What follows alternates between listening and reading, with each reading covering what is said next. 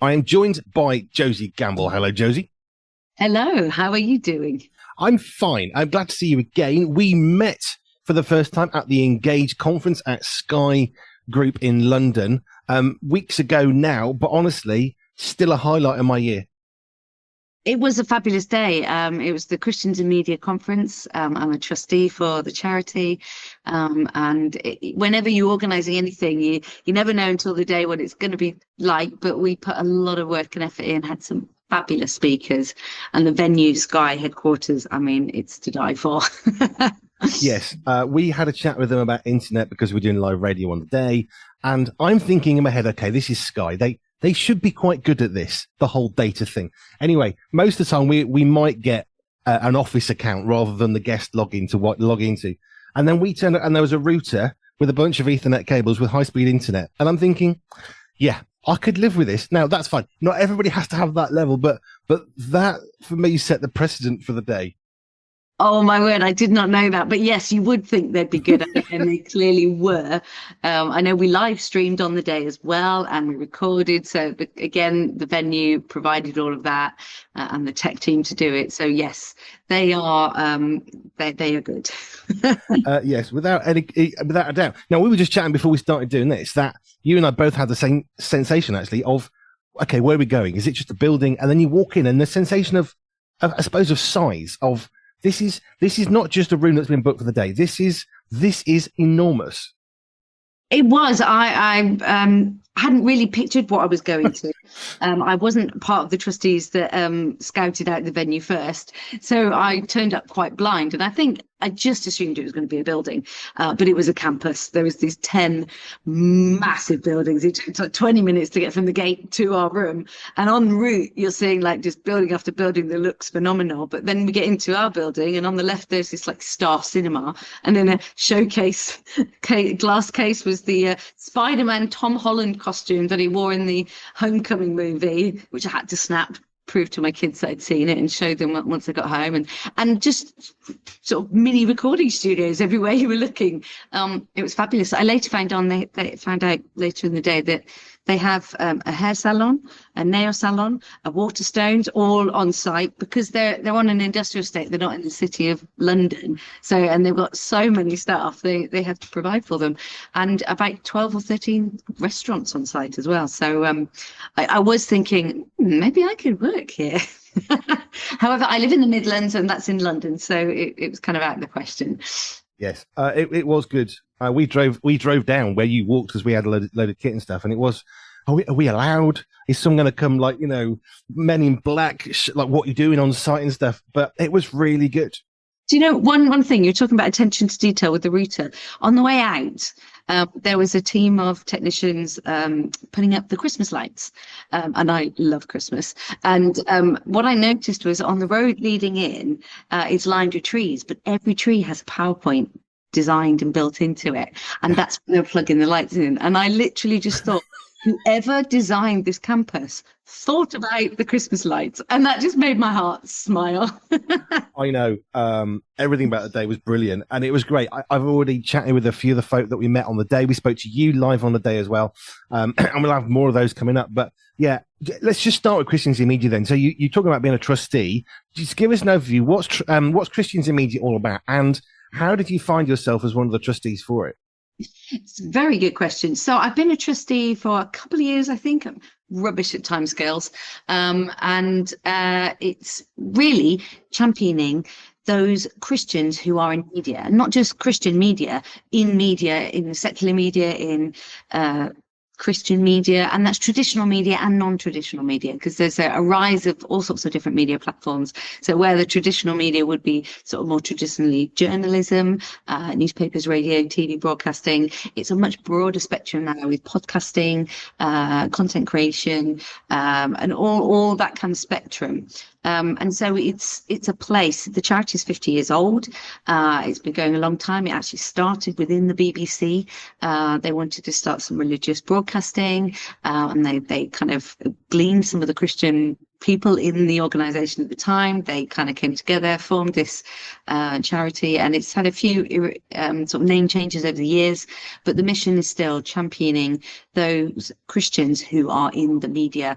And so the conference on the day, it was, how to disagree well, discussions around that. It was how to keep your integrity in a world where there's so much fake news. So we had so many speakers from so many different kind of corners of media. It was just really, really encouraging and great also to kind of be in a room with, broadcasters and presenters and radio and media. So that was great. It was a lot of networking and connecting.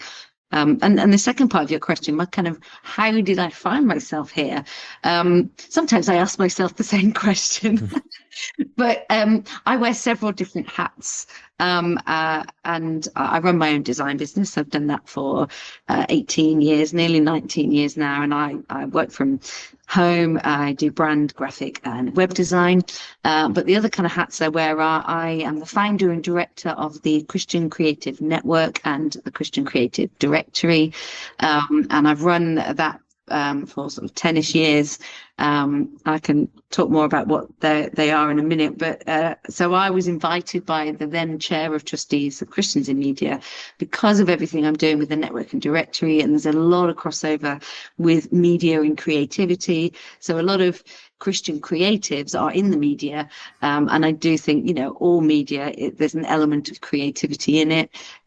So I was then invited to kind of be part of the board of trustees. So I sit on the board. I would probably still identify where the hat of I am a creative rather than I'm a media person, but I do work in the media and I support and champion those who do as well. So that is how I have ended up there. But in a few interesting hats. Let's just start with the design work, and I want to get into networking stuff as well, because in a sense, the Engage conference was many things to many people, but definitely an element of networking in there. So let's just go to the design element of who you are. I would definitely say I was a creative. That's how my mind thinks. I don't have a nice, neat, ordered desk in a sense, because I've got lots of hats as well, running a magazine or a news hub or a radio station.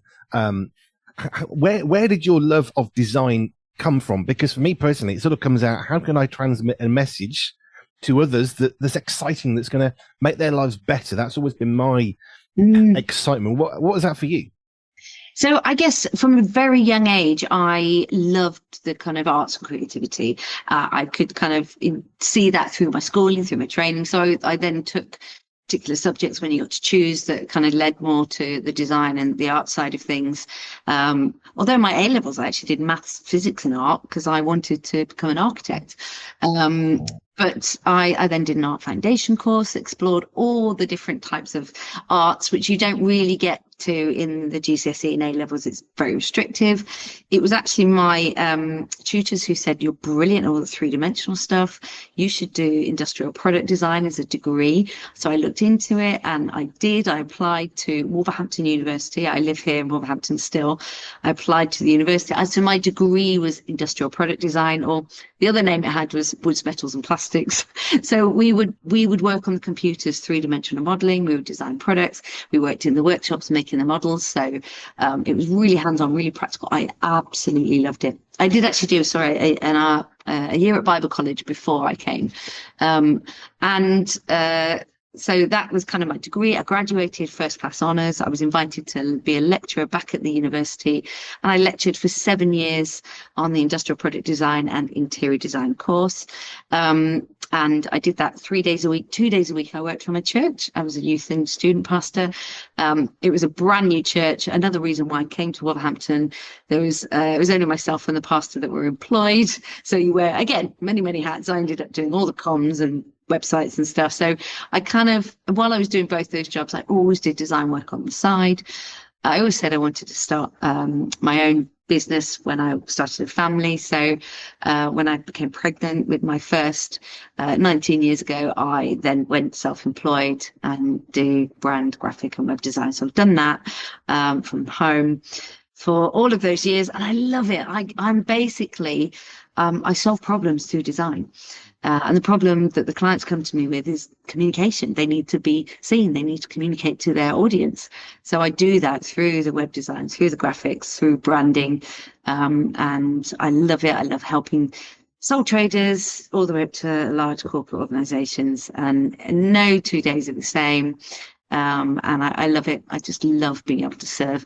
I do serve a lot of Christian businesses and charities, but I also serve the whole marketplace. And just, yeah, I love it. Gamble Designs, that's what I come under. I've got to go there because Wolverhampton was where I grew up. So I was thinking, is there a Wolverhampton-esque accent? Thinking, no, that's not quite right. But actually, if you've been there 2 decades, then there's a good chance. So I've actively tried not to pick up the Wolverhampton accent, I have to say.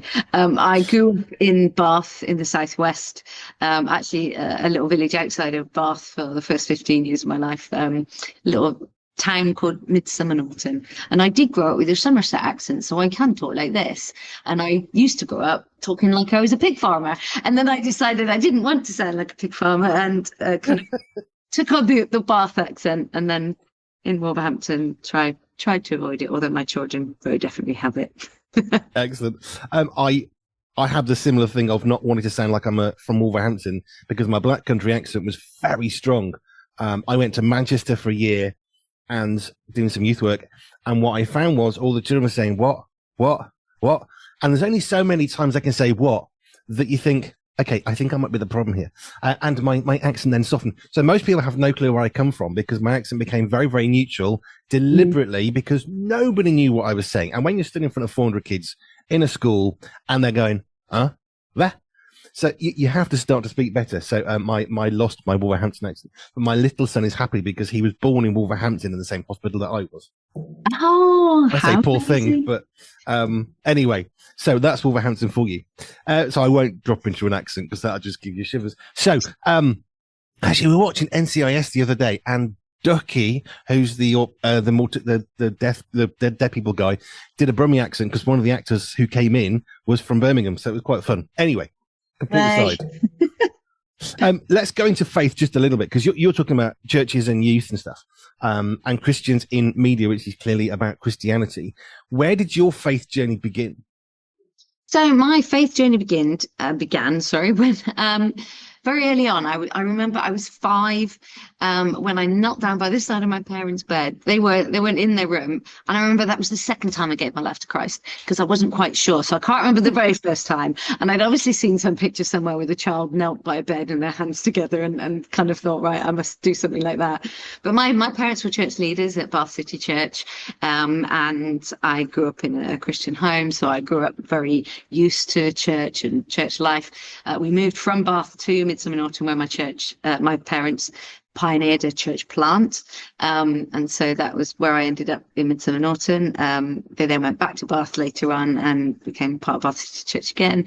I did my year at Bible College, so I'm very familiar with kind of church and had that relationship with Jesus from a very early age. I never really backslid, but I think in my teenage years, I probably kind of reaffirmed that more in my own words rather than just under my parents' faith. And I think I remember being on a mission with the church youth group in London. And we were talking to people about Jesus, and I spent 2 hours chatting to a witch who was there just to purely distract us. And I found that really challenging. And I thought, for the very first time, I was like, well, is God real? And it wasn't that I doubted he was real. I just never really asked the question, because growing up in church, you choose to believe it. But I'd never really gone through that thought process of, well, is he real? And again, I didn't doubt it, but I just went through a whole nother journey of, right, what am I believing? And just reaffirming that for my own self, in my own words. And then part of then going to Bible college was to kind of, right, I'm got to get into the word for myself. And then I came to Wolverhampton to be part of a brand new church that started here at exactly the same time as I was coming to Wolverhampton. In fact, God's story, I was at Bible college. I had my offer at Wolverhampton Uni. I deferred my entry for a year. Halfway through the year, I said, I'm not going to go to Wolverhampton. I wasn't familiar with any churches there, but the course was still exciting. But I started looking at other universities. That week, a guy called Tony Wastel came to lecture at the Bible college. And he said, before I teach, I'm going to share what I'm doing next year. And he went on to say how he was starting this brand new church in Wolverhampton. And as soon as he said that, everything inside of me went off, and I was like, that's why I'm going to Wolverhampton. So God even knew before I knew why I was going to Wolverhampton. So I came as a student, but I felt really called to Wolverhampton, and 27 years later, still here, still part of that same church. And it's been a phenomenal journey, as church life is. Isn't that the truth?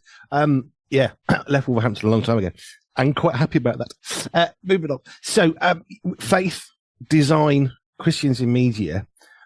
How do you find you're able to bring your faith into the work you do? Because if if somebody rings you up, hi, I want a logo for my new business. I just want it to be this, and you've got your design brief, you go off and do it. Where does your faith fit into your approach of then serving that, I guess, let's just say a new customer? How does faith for you affect what it is that you go to do? That's a really good question.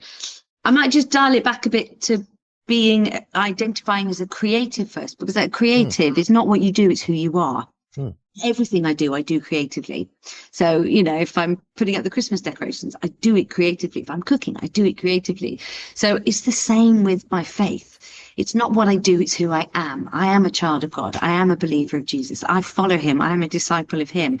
So therefore it affects everything I do. So I don't specifically think, right, I'm a Christian. How do I have to show that in my workplace? I think, right, I am a child of God. I love, I respect, I honor, I treat justly. I will invoice the right amount of work. If I've done something wrong, I will own up to it and speak it. So it's who I am in the delivery of my work. So I'm very kind, I'm very gracious, I'm very honoring, and I'm very just.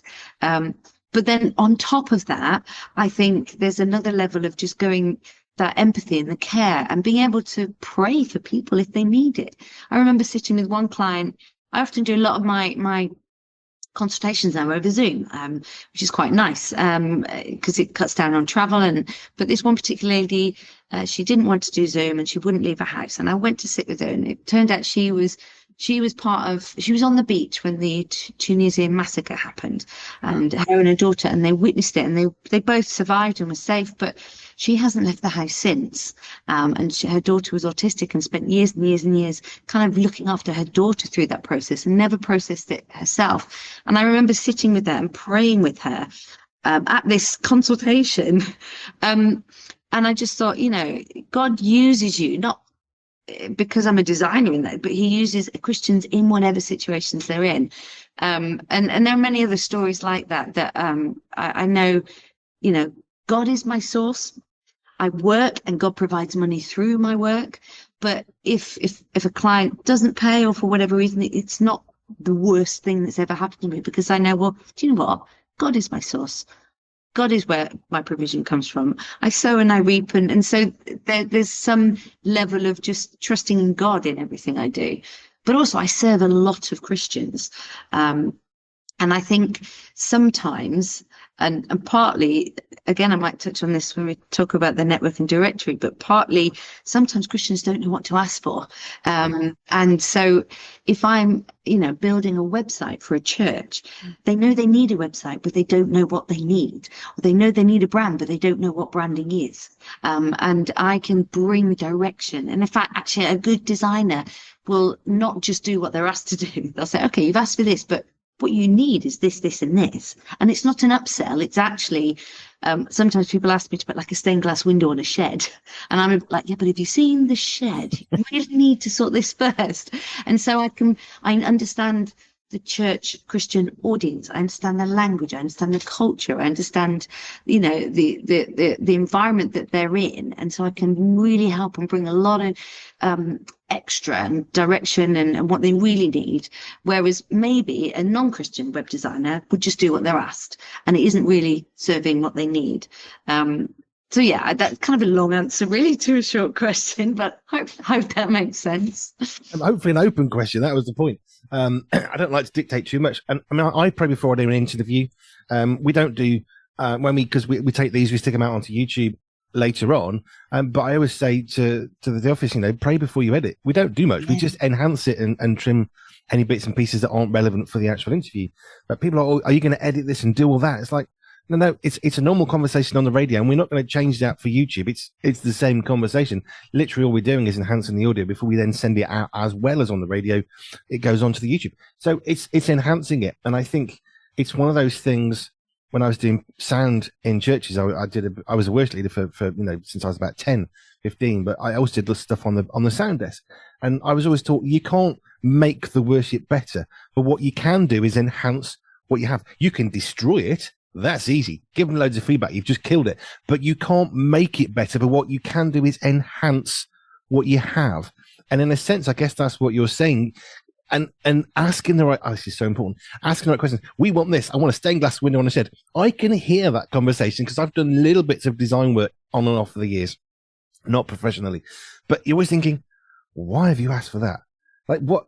Because then you go back and say, well, what are you actually trying to achieve? And they'll tell you say, no, you really don't want what you asked for, but you try not to be rude about it. But but that's not what you want. That's what you think you want, but you really, really don't want that. Trust me.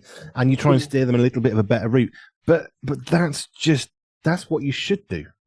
Yeah, I mean, I every job, because my job, it's a service. I'm serving them. I have to get inside their head and understand what they need and then solve it through design. So I literally start with 1,000,001 questions. I always say I'm really nosy, and I kind of am in a way, because I love finding out how businesses work in different industries, and industries and sectors that I would never normally come in contact with. I'm able to kind of go, wow, and it's like a window on the world. But I have to understand what their service is, what their product is, and who their audience is, and how the needs are, and where the audience is going to be, and then design the solution for that. And so yeah, I love it. It's all about people. It's people at the end of the day, and I work with people, and I'm able to use what's in my hand, a bit like Moses. What's in your hand, he used his staff, and what's in your hand. Well, I'm creative. I'm really good at all the tools that I use, and I can serve you with it. So yeah, that's what I do. Asking the right question is so important. It absolutely is. Just a complete aside, but reinforce your point. We used to sell cloth nappies. We pray for God to teach. Faith sold a house, bought a shopping, rented a shop in Shrewsbury. And we wanted to sell cloth nappies. And one of the things we found was you can't just sell a nappy to somebody. It's as simple as that. You have to uneducate them, because if you say you're wrong, because most of the stuff people come in, oh, this is stupid. And you say, no, and you have to educate. But before you can sell a cloth nappy to somebody, you have to go down this process of, yes, but everything you think you know is incorrect, and everything you know that you know is wrong. So we have to uneducate them in order to educate them. Once you've done that we didn't sell anything. We didn't have to sell a cloth nappy. That was just what we did. But they would want it because you've unpeeled all the rubbish and you've actually got the information. And I always believe people are quite intelligent and they're not stupid. If you give them the information, they'll make a sensible decision. Yeah, really. I heard somebody describe it once. If you're selling a piece of art, you're not selling the art, you're selling the story. Yeah. And really, I guess that is media. Media is stories. Design is the communication of those stories. It's the curation of them. And I think, in fact, going back to the Engage conference, I can't remember, one of the speakers said that actually storytelling is the most aggressive form of communication there is, because when you tell the story, you hold all of the narrative. And more, I think people use the word storytelling, and that's where we have to be integral in our storytelling. But also, it's about understanding that, I'm not selling the paint on a canvas. If I'm selling an artwork, I'm selling the stories. It's the artist, it's how they did this, it's their struggle. And so that's the educating with the clients. Clients come to me and they say, I do this, I do this, I do this. I say, well, that's fine, but that's not what the client, your customers need to know, how it's going to benefit them, how it's going to help them do what they do, and what problem is it solving for them. Come at it from that point of view. And so, and we do that through words and images and curate it all through brand. And I find it incredibly rewarding. Yes, which is coming across through a digital screen right now. Because I suppose, in a sense, you are selling the canvas and the paint. Because at some point, you've had to pay for the canvas and you've had to pay the paint. But hey, I can buy canvas and paint and do a painting.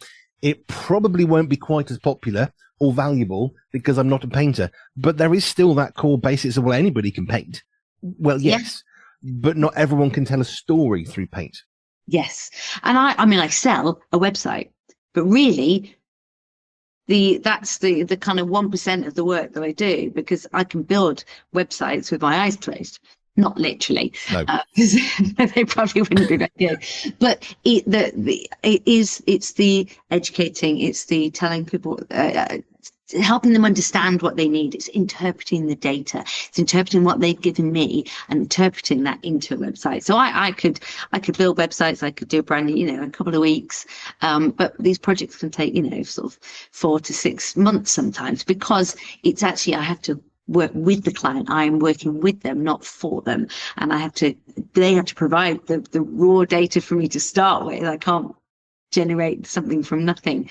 And that's often what takes the time. It's just working with the client, and not actually, they say it's 99% perspiration, 1% inspiration. And it's a bit like that in the design process. It's kind of that percentage of just actually doing the design. The rest of it is, it's the understanding what they need, working with them, and managing all of that.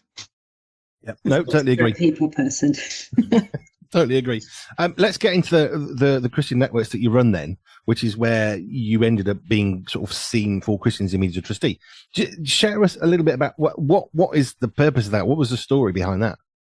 So I guess the story behind that, it stems from my business journey myself. So as I started my business, I was pregnant. So I then gone on to have 3 children. So the very early stages of my self-employed life, I was pregnant or had tiny babies. And that's a very different season of life for anyone, particularly mothers.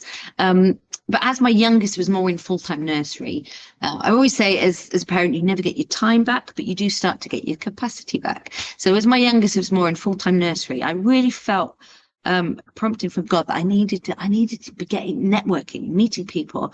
That's how I was going to get business. Because there's only so much you can get from your own kind of networks and your own kind of marketing.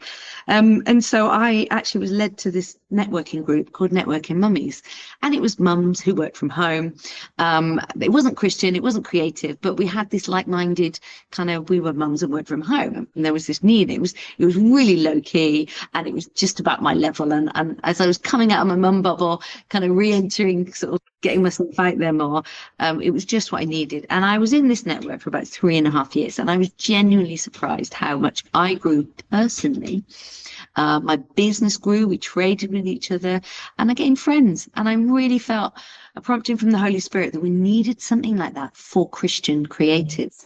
And so I took this, I worked with the director of this Networking Mummies, and we adapted this model, and I brought this networking kind of model into the kind of church world, and launched 10 years ago or 9 years ago, Christian Creative Network. And the vision is to champion creativity in the church. And the vision was 3-pronged: to have a network, a directory, and recognition awards. And we started with the network, and I piloted a branch here in Wolverhampton. Around that time, our family started going to the New Wine Summer Camp.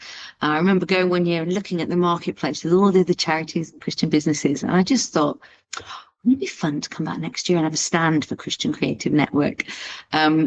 And I did. I went back the next year and I had this stand.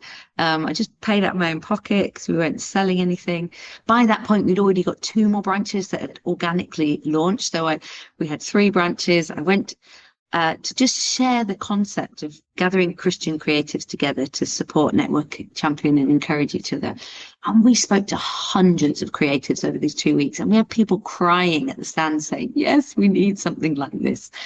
And so the why. So we have 7 branches now throughout the UK. Each branch has a branch leader. They organise networking events throughout the year, and we do events and workshops. So this Christmas, we've got 3 makers markets around the country that's providing opportunities for those makers. We've done exhibitions. We've got loads of exhibitions throughout the years. And that's another event where, again, artists and designers can show their work. And on the opening nights, we'd have sound and performance, and spoken word as well. And then we across our socials, we push out lots of other opportunities that are nationwide, that not that we've organised, but that are championing creativity in the church. But if I dial it back to why do we need this? It kind of I look at the church, and hundreds of years ago, the world would look to the church for creative excellence. They would look to the church for stained glass windows, sculpture, fine art, architecture, hymn. The church was leading the way. But if I look at the church now, I kind of feel like we're playing catch up with the world. I even remember being at an event once. It wasn't a Christian event, but someone described a bad bit of design. They said, "Oh, that's almost as bad as a church poster." And I just thought, if that's what the world thinks of the church, oh my word. And I kind of looked into it a bit more, and I realized that in the 16th century, in the Reformation, when they stripped the gospel back to the basics, it was like the value of creativity was lost. And at the time, it was negligible because it was still inherent in the culture. But hundreds of years later, we have this gap where we were not leading the way. And I feel like there were pockets of the body of the Christ that might do it well. But on a whole, there was a weak creative culture in the UK church. And so part of the idea of the network is getting together these like-minded Christian creatives and going to them directly and saying, what you have got is vital for the church. God first revealed himself to the world as the creator God. The first person in the Bible to be filled with the Holy Spirit was a creative. And I truly believe that creativity is the most influential tool available to the church today, and yet the most underutilized. But I do believe also we are in a renaissance of creativity. So the tides are turning. There is a restoring of this creative value. And we see that through, you go to conferences and they have a creative stream. There was a time when there were no creative streams, or you have creative conferences, or you have, I guess it's kind of come through the comms role within local churches. That never used to exist. But in the wider church as well, just businesses and charities, there are hundreds of thousands of these Christian creatives that have come through creative career paths, but maybe feel isolated because they're freelance. A lot of creatives do freelance, or they're the only Christian in their creative sort of industry in their role. And so the network gathers together these creatives and just encourages.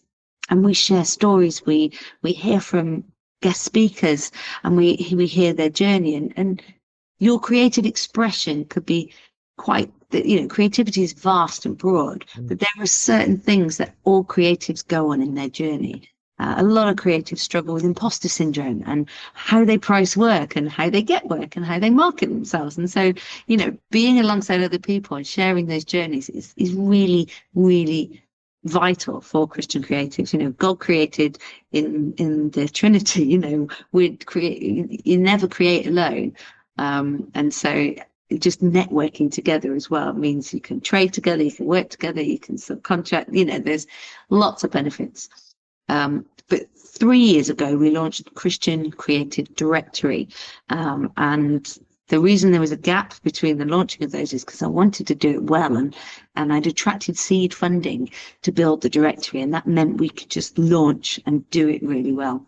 So the directory comes under the same mission to champion creativity in the church, but a slightly different vehicle than the network. And the directory, it's christiancreativedirectory.com. As a creative individual or business, you can go up, click sign up, create your own listing. You pay £3.50 a month if you're an individual or non-profit, £9.50 a month if you're a larger organization. And it's a way, it answers the question, where do you go to find Christian creatives? And so people can go to that directory and find all of those creative services. So it's artist and design, digital, sound and performance, marketing, written. And if you want a drone pilot, you can go and find one there. If you want an SEO expert, you can go and find one there. If you want a sculptor, you can go and find one there. And we also advertise creative jobs and opportunities. So Christian businesses, churches and charities go to the directory and they pay to list opportunities, and then we push that out to our thousands of followers. And I'm so pleased to say that since we've launched, we have connected hundreds of creatives with hundreds of roles. And for me, that ticks that box, championing creativity in the church. I know I've talked and talked, but one story that just kind of sums up what the directory does. Was that CAP, Christians Against Poverty, they listed an opportunity on the directory. They were looking for Christian children's writers. We pushed this opportunity out to all of our followers. I know 11 people responded, and the lady at CAP, she emailed me and said, "This is amazing. We've never known where to find Christian children's writers." And she said, "Right, we're going to post for an illustrator now." So they posted for an illustrator. They shortlisted, so they had a writer and an illustrator. Shortly after that, they released a resource that taught children about poverty. And I just thought, that's exactly what it's there for. So it's a very niche kind of gap in the market, but it was a gap nonetheless. And we're just about to relaunch version 2 of this directory, which will just enable us to be more effective in how we reach and serve the Christian creative community. I was going to say something that's show and tell now. So, really? Yeah, it is. No, so we published a magazine which we started in February, and I have met now 3 people who, let's just call them what they are. They are experts in the magazine print world. Okay, they are really good in their own fields. I'm not going to mention who they are or what they do. These are experts, and they pick up a copy of the magazine and said, "You know, when we first heard about this, we just thought, oh, it's another rubbish churchy thing," and then they pick it up and say, "This is like an actual proper magazine, isn't it?" "Well, yes, it is." "How did you make it?" "We just made it." "Well, you must have a massive team." "No, we just did it in-house." Why? Because we were passionate about it. There's a big thing. And I share the magazine, partly because it's on my t-shirt, but also because it is quite possible to make really high quality stuff. And people who pick up the magazine now are saying, "This is amazing. We didn't know you could make stuff like this anymore. This is like the sort of thing you find in the magazine rack at what was Smith's." Yes, we know. That's what we've tried to create. A high quality magazine. So it's very possible to do it. Now God's opened various doors for us, but I share that because it is possible to make high quality content. And that's what's really important to us. When we started our radio station, September 23, I got a phone call from Tim Vince at Revelation TV. His neighbor happens to be someone who now works with us all the time. He said, "Oh, come on, Rev TV, come and talk about the radio station. How long have you been going?" "Well, it's about 2 weeks." No, seriously, you've been like 5-10 years. No, literally, we started on the 1st September. This is the mid-end of September, because we went for excellence on the graphics, because we worked really hard. Now they've evolved and they've changed. But he couldn't believe that we've been going a few weeks, because he thought this is many, many years of work. Why do I bring all this up of what you just said? Because I absolutely believe that as individuals, we are massively creative. If Jesus said we can do more than him, and God made the world, not we can make worlds, but, we can set the bar a bit higher than here's a piece of paper that says we like Jesus.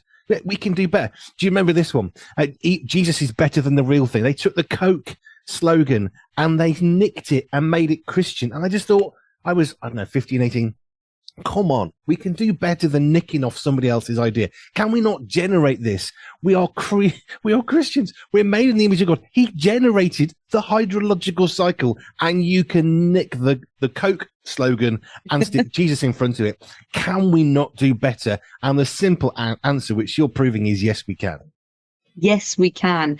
But to the average Joe blogs who doesn't maybe have creative connections, where do you find these fabulous Christian creators? And I think all the years I've been doing this, I guess I've connected more and more and more with so many amazing creative things that's going on. And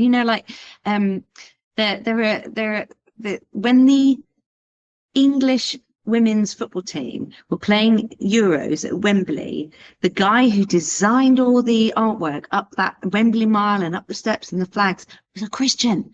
And that had national influence. And, there are amazing, phenomenal Christian designers who do this stuff. The guy who runs the Birmingham Design Festival is a Christian.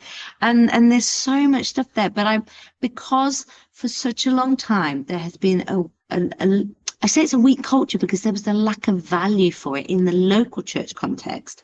There's a lot of maybe Christian creatives who felt they couldn't fulfill their giftings in that, if they're a musician, great, you could be in the band, but not all musicians are meant for worship bands.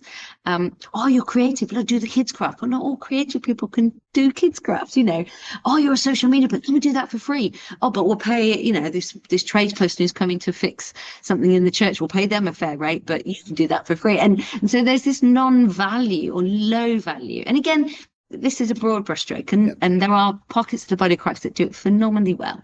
But that, you know, the church is missed a trick, but also it's not cultivated this creative culture.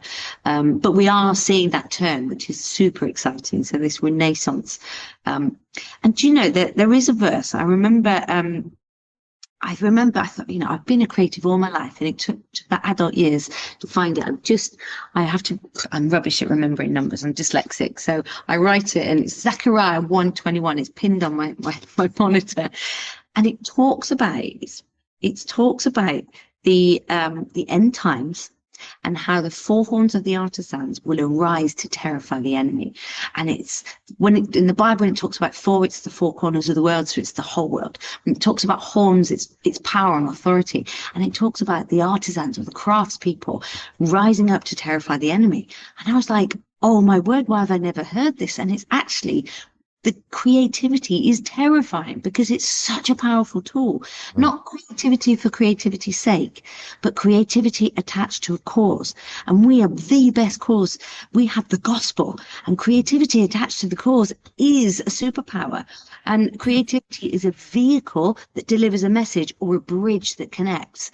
And where this discord has been, where this gap has come over the years with the people not engaging with the gospel, is because we've lost the bridge and the vehicles through these creative means and tools. So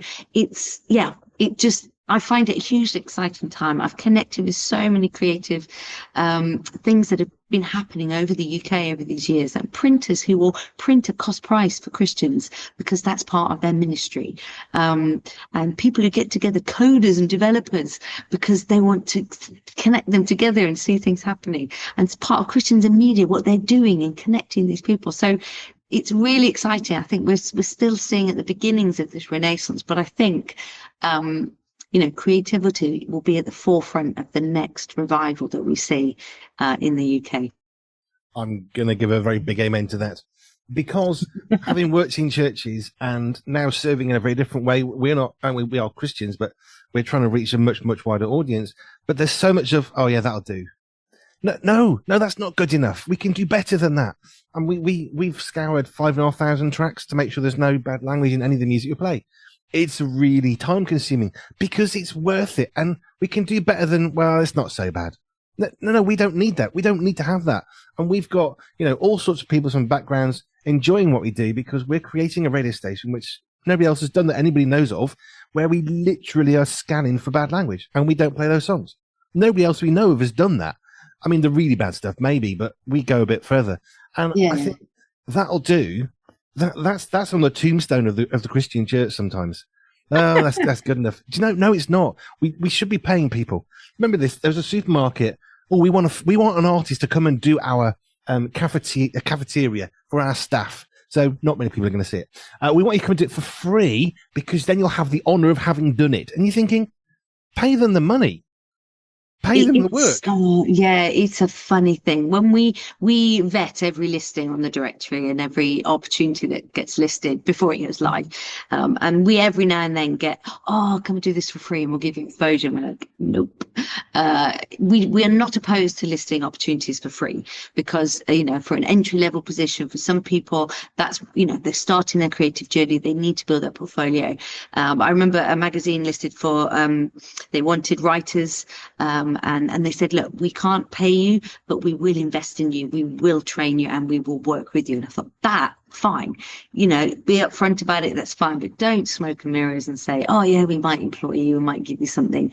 No, blatantly, you're just trying to get something for free. But that's kind of an undoing of culture that we need to undo. Which is why it does excite me that when local churches have comms roles, they're putting their money where their mouth is. It's not an afterthought. It's communication necessity. And really, you know, communicating is, you know, a social media marketer will reach thousands and thousands of people, which in turn will come into the church, which in turn will turn into tithes and finances. And so there's a value, but it starts with the value of it, not just paying someone. It's got to be a value of this is a God-given gift of, you know, it's important. We need to value that with a monetary kind of reward as well, but the value has to come first. I completely agree. Everybody at Pure is voluntary, including me. No one gets paid, and that's across the board. So when someone says, "Oh, you should pay," why? Okay, that's different. No one gets paid here, so everybody's voluntarily doing everything. We're not trying to get stuff out of people, but do you want to contribute into what we're doing? And everybody who's involved is loving it because they get to do stuff which they couldn't do, like the radio or the magazine. But no one's getting paid, so we're all on the same level. That's okay, and I think it's being on the same level which matters to me personally. Because you say, "Well, I get paid, but you don't need it." No, that's out of line. That's wrong. The companies that are saying, we'll give you some investment, yeah, that's a whole different thing. You've got to start somewhere. We get so many requests to play music, as you might appreciate as a radio station, and almost every single one goes in the bin, and it goes in the bin for one reason. We don't have time to read it, and it's too long, it's too complicated, and you're not saying respectfully, would you consider this? It's usually like a 17-page document on why we must play their music. It goes in the bin because we don't have the time or the capacity to read it. If you want to get somewhere, be polite and respectful, whether it's in creative or asking for work or whatever. Respect and politeness goes quite a long way. Let's just, because we need to wrap this up. Where would you like people to come? You've got your design work, you've got the Christian Creative Network, you've got the Christian Creative Directory. We'll stick these on the website when this goes out on the YouTube, but where would you like people to come to if they want to find out more about how you can serve them, whether it's creating a logo or helping them with the Creative Network or Directory? So for my business personally is gambledesigns.co.uk, forgetting my web address there. And that you can see the work I do. And if you want to talk about me designing for you, then you can contact me through there. The network and directory have their own website, so it's christiancreativenetwork.com, christiancreativedirectory.com. You can go to the network and you can search branches, see if there's one near you. If there's not one near you, you could apply to become a branch leader and start a network near you. We would love that. We'd love to have hundreds and hundreds of networks all over the country. We are a small voluntary organization, so we too don't have a huge team. All the branch leaders are voluntary. There is a business model in there when they run workshops and events that they can be paid for their time, but all of the network and everything is voluntary. And a lot of our branch leaders choose to not claim any money anyway. They're doing it because they're passionate. But that said, if we're a little bit slow to apply, please don't hound us too much. And then christiancreativedirectory.com. If you are a creative and you want to be found, go and sign yourself up. You get 3 months free. We're just about to do the new directory, which we will give a whole load of time for free as well anyway. So now's a good time to join because you'll probably get quite a lot of time for free. And then it's only $3.50 a month, the price of I used to say the price of a coffee. I think coffee's more than $3.50 now. More than $3.50 now. So it's cheaper than the price of a coffee a month. And again, we put that price in because we know it needs to cover its costs. We want people to value it, but equally, it's a service to the creative community, not to it's not a business set up to make money. We're here to serve. Thank you. So if you want to find out more from Josie, gambledesigns.co.uk. Josie, we're going to have to finish that, but thank you for your time. Thank you so much. It's been wonderful.